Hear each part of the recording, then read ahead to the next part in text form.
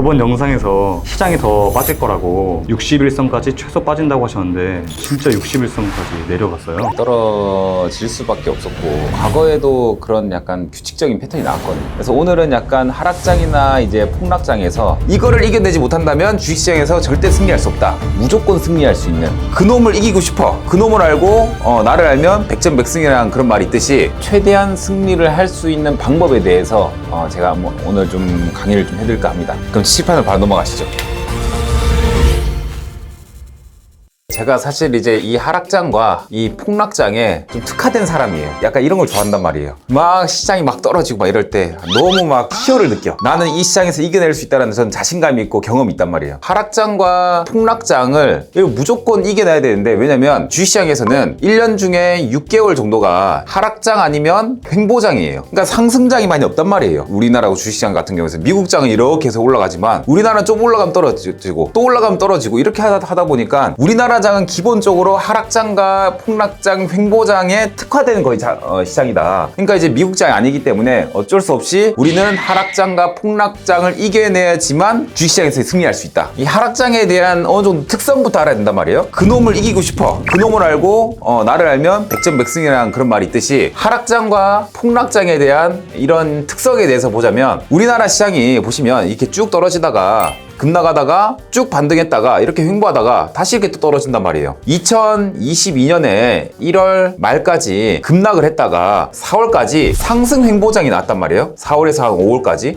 이럴 때 이 저점 대비해서 200%, 300%, 500%, 100% 이상 올라간 종목들 너무 많단 말이에요. 그러니까 우리는 기본적으로 이런 상승장이 나오지 않다 하더라도 돈을 벌 수 있단 말이에요. 이 폭락장에서 잘 주워 담고 나서 시장이 조금만 오른다 하더라도 우리는 이런 시장에서 돈을 벌 수가 있다. 왜? 우리는 대형주보다는 중소형주 투자를 좀 더 많이 하는 투자자이기 때문에 돈을 벌 수 있다는 거죠. 그럼 지금도 이제 시장이 이렇게 떨어지고 있단 말이에요. 저점이 거의 다 와갑니다. 단기적인 저점이든 중기적인 저점이든 이거는 좀 더 분석해봐야 되겠지만 이제 저점이 거의 다 와가고 있다. 그럼 이제 우린 여기서부터 매매를 해야 된단 말이에요. 지난번 영상에도 말씀드렸다시피 PBR 수치가 저평가되어 있기 때문에 지금부터는 들어가야 될 시장이고 지금부터는 떠나면 안 될 시장이다. 떠나면 나중에 한두 달 뒤, 두세 달 뒤, 1년 뒤에 완전 벽을 치고 후회를 한다. 그래서 그러면 이런 시장에서 어떻게 하면 이겨낼 수 있을 것인가, 이게 중요한 거 아니겠습니까? 제 유튜브 영상에 보시면 평생 써먹는 하락장 매매법, 낙폭과대 종목을 잘 고르는 방법 등등 제가 알려드렸단 말이에요. 그러니까 이런 하락장과 폭락장에서는 낙폭과대 종목을 매매하면 이거 단기에 수익이 엄청 많이 난단 말이에요. 왜 그럴까요? 시장이 이게 떨어지다가 쭉 올라갔다가 이렇게 횡보하다 다시 떨어진단 말이에요. 이렇게 하락 추세도 이렇게 된단 말이에요. 그러다 보니까 하락 나왔을 때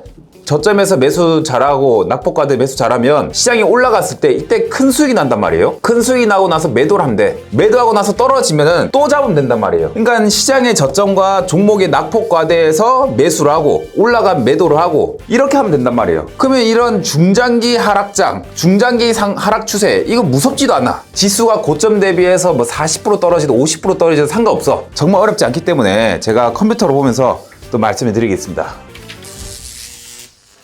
여기 차트를 한번 보시면 이 시장이 지금 한 6월달 때부터 지금까지 이게 엄청 많이 떨어졌단 말이에요. 코스닥 같은 경우에서도 많이 떨어졌습니다. 근데 중간에 폭락 나왔다가 상승 나왔고 또 폭락 나왔다가 상승 나왔고 이런 상황이 나온단 말이에요. PBR 수치가 또 저평가되었을 때부터 천천히 매집해서 또 매수해 놓으면 또 올라갈 때 매도하면 된단 말이에요. 종목의 낙폭과대를 과연 어떻게 잡아야 될 것인가, 이런 기준들이 있어야 된단 말이에요. 그냥 많이 떨어진 종목 잡을 것인가? 아니죠. 제가 제 영상에서 엔벨로프 선을 알려드린 적이 있었을 거란 말이에요. 엔벨로프 선이라는 게 예를 들어서 엔벨로프 20선이다 라는 것은 21선에서 플러스 20% 마이너스 20%에서 이 선을 그어서 괴리율이라고 하죠. 이 21 이평선에서 플러스 20% 마이너스 20%에서 선을 이게 긋게 해서 이게 바로 엔벨로프 선이란 말이에요. 이평선의 회귀 본능이죠.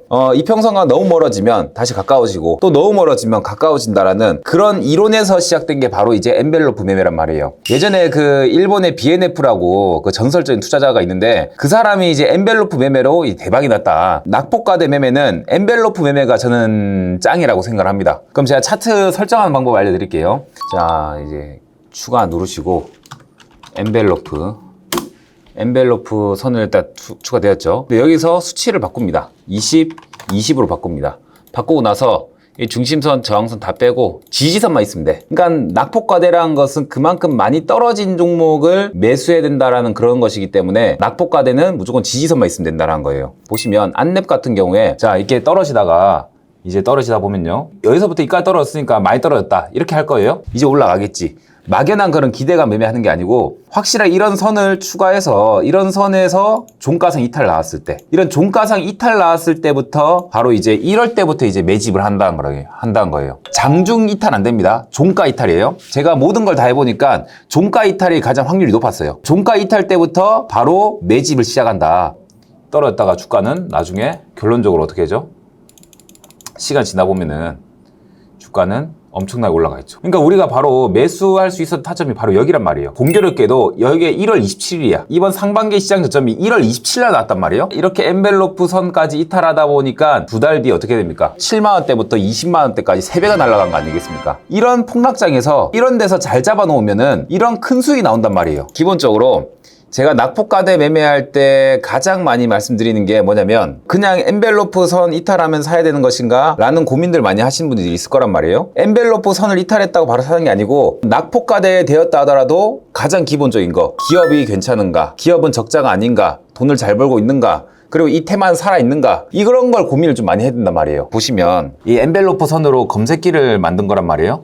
1월 27일에 걸렸던 종목들이 한 3개월 내로 보시면 다 100%씩 올라간 종목들도 많고 130% 올라간 종목들도 많죠. 이런 종목들 중에서도 진짜 이제 매수해야 될 종목이 있고 매수하지 말아야 될 종목이 있단 말이에요. 이런 시장에서 뭘 살 것인가, 이걸 보고 나서 이 차트를 보고 그 다음에 기업을 보고 상황을 보면서 이걸 이해를 하는 거예요. 이거 차트를 한번 볼게요. CS 베어링이라는 차트를 한번 보겠습니다. 근데 2월달 때 보시면 떨어졌다가 계속 하락하죠. 근데 중요한 게 한 번도 종가상 이탈한 적이 없단 말이에요. 이 종가상 한 번도 이 밑으로 떨어진 적이 없었는데 1월 27일 날 종가상 한번 이탈했단 말이에요. 여기서부터 이제 우리는 매집을 하면 된다. 이 종목에 대해서 어떻게 선정을 하느냐 고민하실 수 있겠지만 이게 풍력 관련주고 전 세계의 기조가 탄소 중립 이런 쪽으로 흘러가고 있다 보니까 중장기적인 재료가 분명히 있다라는 거예요. 그런 상태에서 이런 엔벨로프 이탈이 나온다면 그럴 때부터 바로 이제 매집을 서서히 시작하는 것이다. 어떻게 되죠? 주가는 결론적으로 좀 옆으로 횡보했지만 결론적으로 올라가죠. 에코프로 BM도 한번 보겠습니다. 약간 그 악재가 나오긴 했지만 이 기업이 2차전지 관련주이고 그 미래 그 자동차에서는 2차전지가 없으면 안 된단 말이에요. 그럼 당연히 기본적으로 탄소 중립이나 여러 가지 다 측면을 봤을 때 글로벌 이슈, 국내 이슈 전부 다 머금고 있는 종목. 이 종목이 1월 26일, 그러니까 폭락장에서 한 번도 종가상 이탈한 적이 없었는데 단 처음으로 이때 이탈했단 말이에요. 그럼 이럴 때 악재가 나왔다 하더라도 이게 중장기적으로 올라갈 수 있는 단기적인 악재이냐 아니냐 이걸 판단을 하고 그 다음에 이제 배팅을 하시면 되는데 결론적으로는 엄청 올라갔죠.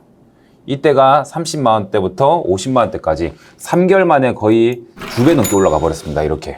그 엔벨로프 이거 20, 20 이거 이하일 때 시장의 PBR 이하일 1 이하일 때 좋은 기업, 적자가 아닌 기업, 그 다음에 향후에도 재료가 이어질 수 있는 미래지향적인 기업에 배팅을 하면 결론적으로는 수익이 날 수밖에 없다.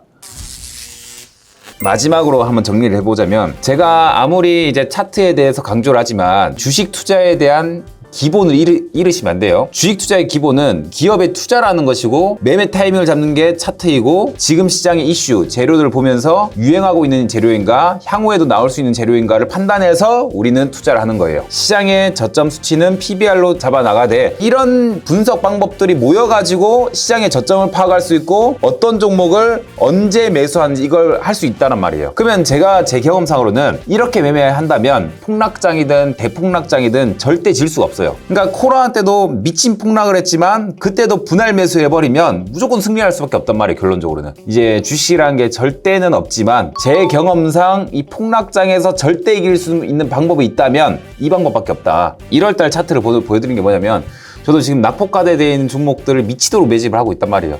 그러니까 제 실계좌에 있는 제 매집하고 있는 걸 까드릴 수 없으니까 제가 이제 과거의 데이터를 보여드린 거예요. 다음번에 한 2, 3개월 뒤 되면은 제가 또 낙폭과대되었던 어떤 종목을 매수해서 어떻게 수익이 났는지 제가 그것도 한번 올려드릴 예정이니 나중에 한번 봐주세요.